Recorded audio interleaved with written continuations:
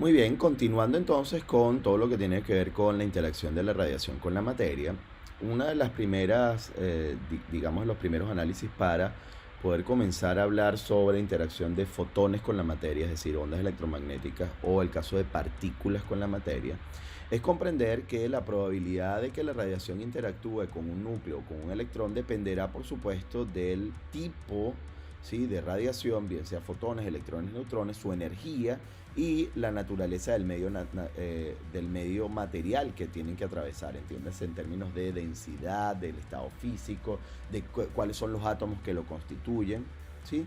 Estos son los factores importantes que ya habíamos conversado al final del primer tema de esta unidad, en donde les comentaba, por ejemplo, el tema de blindaje, etcétera. Entonces es muy importante tener en consideración siempre este tipo de aspectos.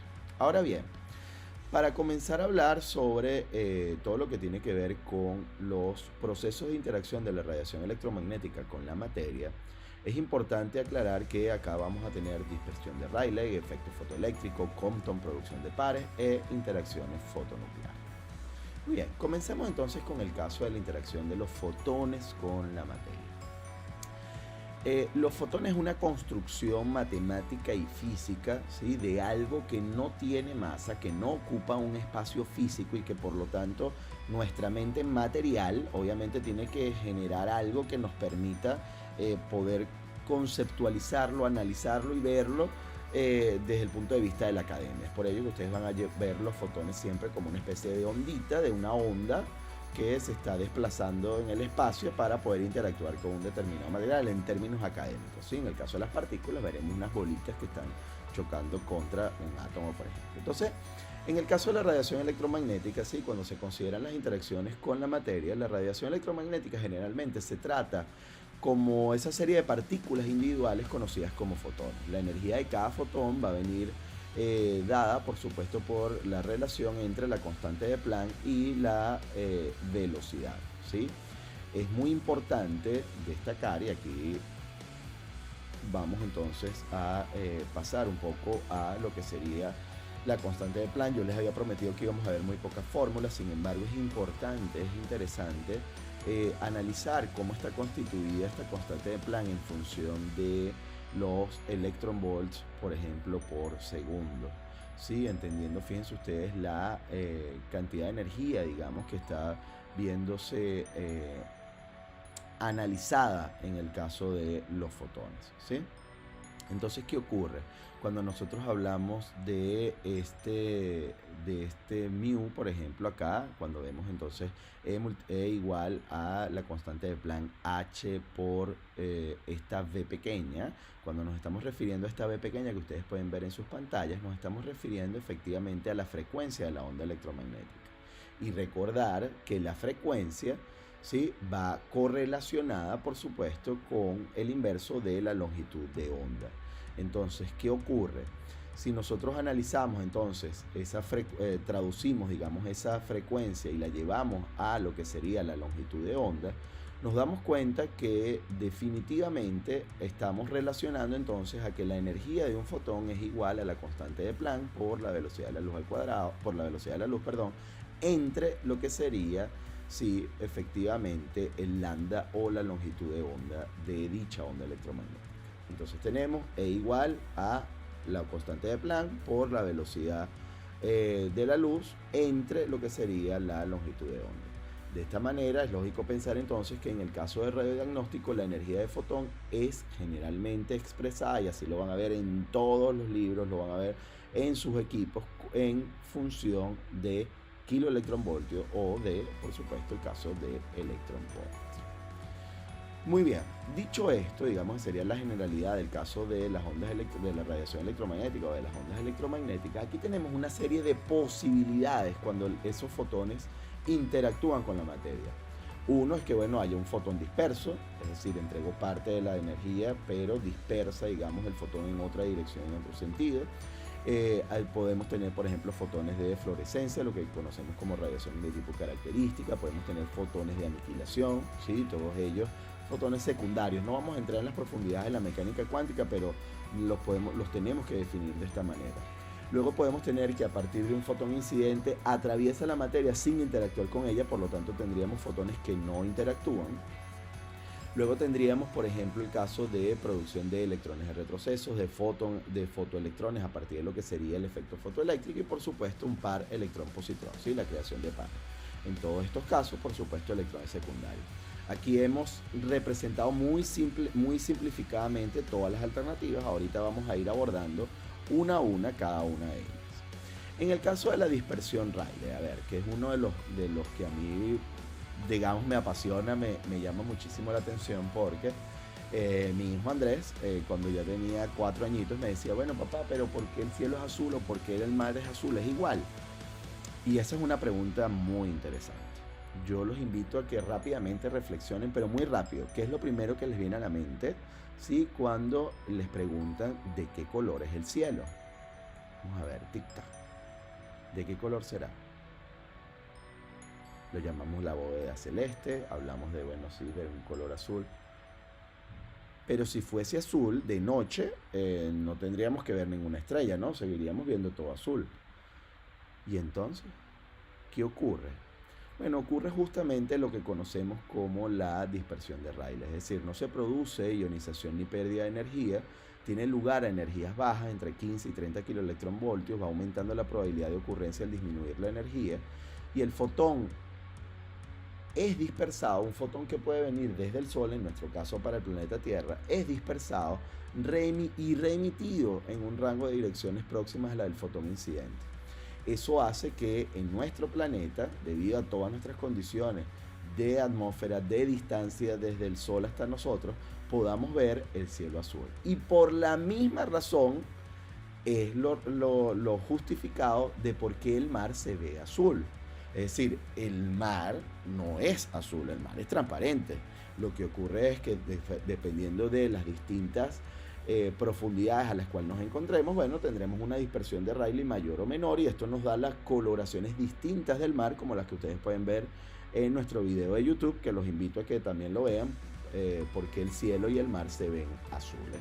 Así que bueno, no se lo pueden perder, allí lo tienen disponible, por supuesto, en más que nuestro canal, yo creo que es su canal, o bueno, sí, nuestro canal de YouTube, disponible para todos y cada uno de ustedes. Así que tenemos entonces esta consideración en el caso de la dispersión de Rayleigh. Pero fíjense que aumentando un poco la energía de estos fotones incidentes, tenemos la posibilidad de la interacción de un fotón con un electrón de las capas externas, tiene como resultado la ionización del átomo, ¿sí? Y un efecto secundario, obviamente, y un fotón secundario que obviamente es lo que conocemos como el fotón dispersado. Así como también al momento en el cual yo entrego esa parte de energía, puedo generar entonces la liberación de un electrón. Entonces, la consecuencia de la dispersión de Compton, ¿cuál es? Por una parte, libero un electrón, deposito energía entonces en el medio en el cual estoy interactuando, y por la otra, estoy entonces dispersando, ¿sí? O generando un fotón secundario que va a estar dispersado con un ángulo determinado, y que va a poder interactuar ahora en otras áreas que no estaban previstas en lo que sería las principales. El electrón Compton pierde energía produciendo ionizaciones o excitaciones, obviamente dependiendo de la interacción con los demás elementos que puedan estar allí de la mano. Ahora bien, fíjense que la probabilidad de que se produzca una interacción de Compton disminuye cuando la energía de los fotones aumenta, ¿sí?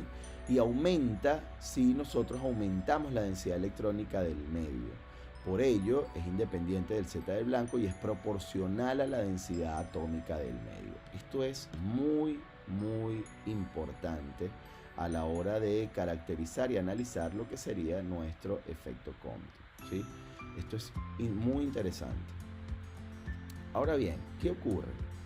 ¿Qué podemos ver nosotros acá con el caso del efecto Compton? Y aquí me permito traerles y acompañarnos de la mano en una pregunta que normalmente siempre surge, ¿no? Y es el caso, las hemos querido compartir con ustedes en nuestra sección de preguntas y de interacción de lo que tiene que ver precisamente con este proceso, ¿sí? Con esta unidad.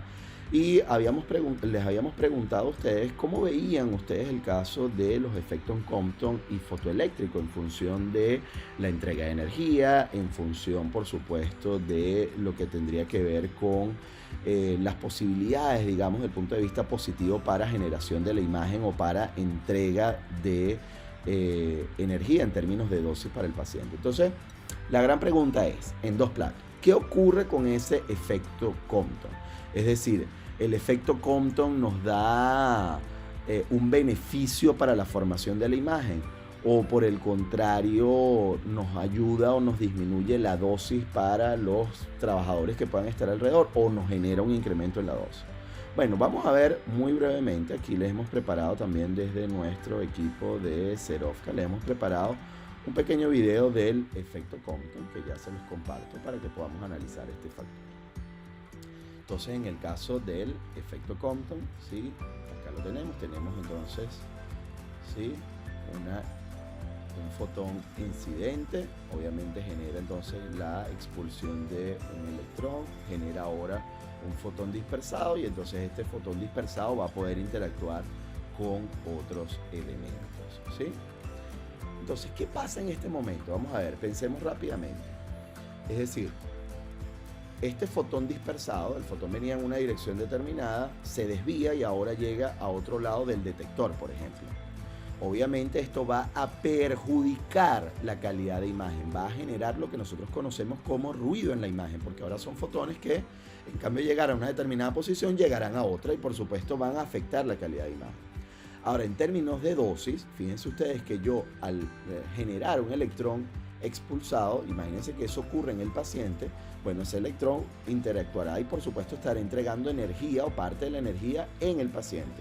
Pero también ese fotón dispersado que ahora iba en una determinada dirección, por ejemplo, hacia el paciente, se desvía y ahora va directo hacia la consola del técnico, obviamente pudiera también contribuir a la dosis del personal. Y por la razón física de que existe el efecto Compton es que nosotros blindamos las áreas de radiodiagnóstico o de medicina nuclear. Muy bien. Dicho esto, entonces, por supuesto, surge, digamos, la necesidad de establecer el blindaje en las salas donde disponemos de equipos que emiten radiaciones ionizantes o donde tenemos fuentes radiactivas que están emitiendo radiación también de tipo ionizante, como el caso de la radiación de tipo gamma. Muy bien. Ahora pasamos a lo que conocemos como el efecto fotoeléctrico. Es importante destacar que es una interacción de un fotón con un electrón de las capas más internas, ¿sí? Tiene como resultado lo que conocemos como un fotoelectrón y la emisión de radiación característica y o electrones Auger. Toda la energía del fotón incidente es transmitida por lo que sería al fotoelectrón. Y esto es interesante conocer porque, ¿qué ocurre? El efecto fotoeléctrico se conoce también como el efecto de absorción, es decir, toda la energía del fotón incidente es absorbida por completo y genera ahora entonces la posibilidad de producir radiación característica en términos de una excitación, es decir, subo de nivel a un determinado electrón y él vuelve a bajar porque intenta volver a su posición de equilibrio, ¿sí? Todo en la naturaleza tiende al equilibrio, es uno de los principios de la naturaleza, y en ese proceso emito el excedente de energía en forma de un rayos X característico. También puedo llegar a liberar un electrón, le doy tanta energía que lo logro liberar produciendo este tipo de electrones tipo Auger. Entonces, en el caso del efecto fotoeléctrico, ¿sí? Es muy importante caracterizar de que en las imágenes radiológicas podemos ver cómo existen tejidos que absorben mayor cantidad de fotones, otros que absorben menor proporción. Por ejemplo, el caso de una mano, vemos, bueno, el caso de los músculos absorberán menos, el caso de los huesos absorben muchísima más cantidad de radiación, y por supuesto en el aire por donde atraviesan los fotones sin interactuar allí, ahí tenemos espacio, digamos, solamente aire, ¿no? Entonces, ¿qué pasa? Gracias al efecto fotoeléctrico podemos ver distintos niveles de grises asociados a distintos niveles de atenuación, de absorción de lo que sería esa radiación incidente. Entonces, de esta manera, obviamente podemos hablar de que el efecto fotoeléctrico nos da una ventaja importante, sí, sin lugar a duda, en lo que sería la formación de nuestra imagen radiológica, por supuesto. Es decir, el efecto fotoeléctrico, sin lugar a duda, nos beneficia y nos ayuda en la generación de nuestra imagen radiológica, porque evidentemente nos da lugar a tener diferentes tipos, ¿sí?, de atenuaciones, y por consiguiente veremos entonces distintos tipos de escalas de grises. Ahora bien, ¿qué ocurre con el caso del efecto fotoeléctrico? Si lo queremos ver en forma de video también, los tenemos acá. Es decir, en este caso, fíjense cómo el fotón incidente es absorbido por completo, ¿sí? Y entonces aquí podemos tener un electrón expulsado, electrón de tipo Auger, por ejemplo, pero también puedo entonces tener, ¿sí?, la posibilidad de excitar, de generar una excitación en ese átomo, liberando ahora, ¿sí?, la posibilidad de generar algún tipo de rayos X. Entonces es importante acá, en el caso de la interacción de las ondas con la materia, nosotros vamos a tener una alta probabilidad de ocurrencia, por supuesto, es lo que sería la emisión de estos electrones tipo Auger, o lo que conocemos como esta radiación de tipo característica. Muy bien. Entonces, pasando a esto, tenemos lo que consideraríamos como la producción de pares. ¿Qué ocurre con el caso de la producción de pares? Acá tenemos, por supuesto, el caso de una interacción de un fotón de energía superior a 1,022 megaelectronvoltios, ¿sí?, con un núcleo. Tiene como resultado la generación de un par electrón-positrón, ¿sí? Pierden su energía vía ionizaciones, excitaciones, y una vez ha perdido su energía el positrón, recuerden que ese positrón, siendo la antimateria del electrón o la antipartícula del electrón, obviamente al conseguirse con un electrón se aniquilan, produciendo ahora dos fotones de 511 kiloelectronvoltios. Entonces tengo un fotón muy intenso, con mucha intensidad de energía, interactúa con el núcleo, ¿sí?, de un átomo, genero un par positrón y un electrón. El electrón ahora podrá generar ionizaciones, excitaciones, etc. Y ahora, fíjense ustedes cómo ese positrón se consigue con un electrón, se aniquila y produce ahora la generación de dos fotones de 511 kiloelectronvoltios. Entonces, en el caso también acá de la producción de pares, es importante considerar que obviamente en los casos o en el análisis que nosotros pudiéramos llevar, en el caso por ejemplo de radiodiagnóstico, en donde trabajamos con bajas energías, obviamente es imposible que nosotros podamos tener esa producción de pares en la realización de una tomografía o de un rayos X, una mamografía, lo que sea, ¿no? Aquí es muy difícil que nosotros lo podamos tener. Sin embargo, a energías mayores a 1,022 megaelectronvoltios sí pudiéramos llegar a presentar y a desarrollar este tipo de eventos. Fíjense ustedes, por ejemplo, en el caso de radioterapia, por ejemplo. Entonces, bueno, aquí en el caso de esta producción de pares, fíjense que ahora interactúo con el núcleo, el fotón interactúa con el núcleo, produzco ahora, ¿sí?, un positrón y un electrón, un par positrón-electrón. ¿Sí? En este caso le hemos colocado el color verde para decir que no estaba normalmente en lo que sería el núcleo, sino que, bueno, digamos, acuérdense que el núcleo es formado por protones y neutrones. Lo que ocurre es que a partir de la interacción que ocurre allí, de la entrega de energía, genero una ruptura y genero la posibilidad entonces de tener y de generar, de producir lo que sería el positrón. De esta manera, por supuesto, lo podemos ver característico en aceleradores de partículas, en reacciones nucleares de alta energía y en el caso de rayos cósmicos. Muy bien, de esta manera damos entonces por concluido esta parte de la interacción de las ondas con la materia, no sin antes hablar de la dependencia con Z y con la energía de los fotones. Es decir, a Z menores a 10, ¿sí? En este caso, obviamente nosotros estamos hablando de que predomina el efecto Compton. Luego, a medida que aumentamos o mayor Z, incrementamos lo que sería el efecto fotoeléctrico, y luego tenemos, sí, por supuesto, el caso de la producción de pares. Por de aquí, digamos, en términos muy breves, nosotros tenemos entonces la caracterización de efectivamente este tipo de predominio de efecto fotoeléctrico Compton o producción de pares en